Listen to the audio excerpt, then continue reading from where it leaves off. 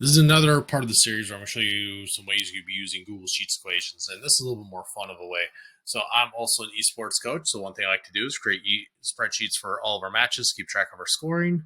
So this is actually what I use for our Rocket League team. So it's a very simple one on the surface, but it does have some fun equations in there. These are those basic equations. I have other videos about it, it's just for combining them. So first off, Rocket League is a best of 5. So you can see I have areas here for 5 game scores go in.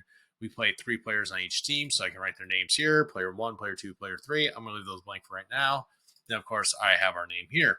I have over here aims and opponent. So we'll kind of leave that there. And then the winner will show up here.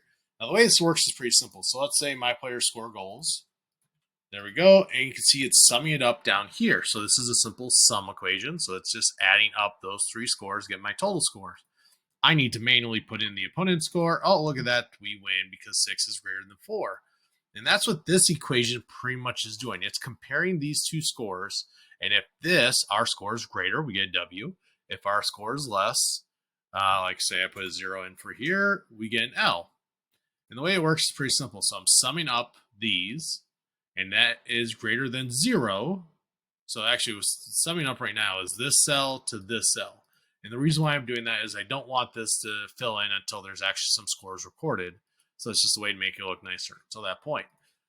If that's greater than 0, and again, this is an if-then statement. So if this, then do this. If not, then you do that. So if there are no scores here, they'll leave it blank. So no scores, leave it blank. That's what this means. 2 quotation marks will just produce a blank. And then you kind of look at this. Let me get rid of that real quick.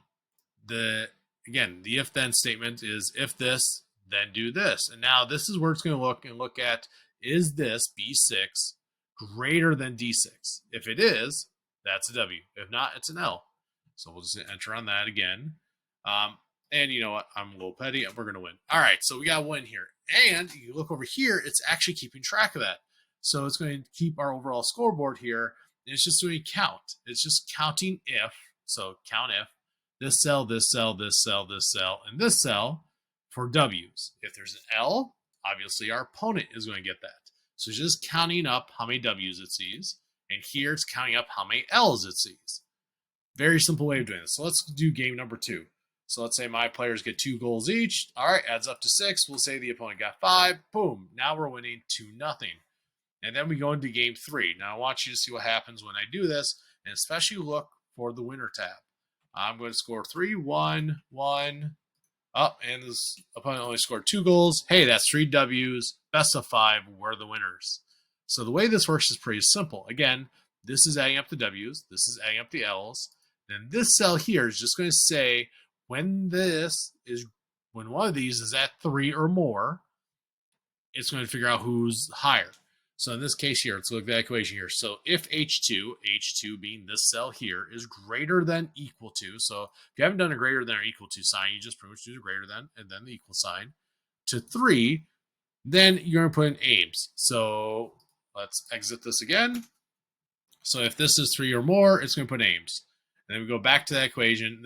So it's if this, then that. If not, I had to put another if then equation in there. And the reason why is because I want to make sure that when the opponent has to get to 3, so again, H4 is the opponent, so that's their score here, it has to be greater than or equal to 3, then they're going to put the name of the opponent. If not, it's going to leave it blank. So one kind of fun thing here is I could change the opponent. So one of our opponents is Gilbert. So let's say all of a sudden Gilbert played really well and they beat us, and now they are the winner. You can kind of see how that goes. So one thing, I get that conditional formatting. I'm going to go show you that real quick. But again, this is mostly just a combination of countifs, sums, and an if-then statement. And you can nest those if-then statements here. So the last time we show you is why does it know to go pink for that? Green if the good guys win, pink if the other team wins. It's conditional formatting, of course. And you can see simple that if text contains aims, let's look at that. So I said the range here, that's this cell here. I have some merge cells here. Text contains, that's one of my options here. A lot of options for conditional formatting.